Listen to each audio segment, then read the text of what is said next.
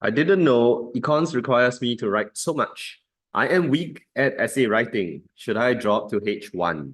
Now, to answer this question, let's do a very simple cost-benefit analysis. Why are you in school?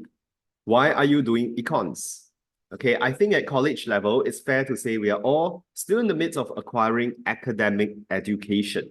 And after college, when you go on to even more tertiary education, you will be seeking professional knowledge, right? Things that help you when you come out to work.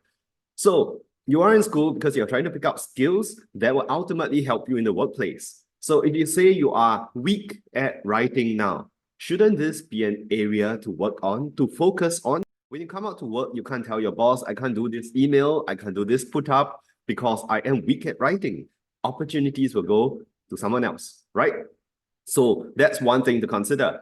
The other thing to consider is how do you know in H1 there isn't much writing? You still have those higher order questions, which are very high in weightage.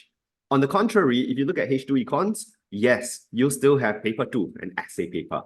Paper 2, I still think part A has a lot of content memory in there, which means out of those 25 marks, content memorization can still help you. So the real question to ask is, how do I work on essay writing skills, especially for part B? A good tutor can help. He or she can help you acquire the skills to write these structures. Okay, I can help. Let me know.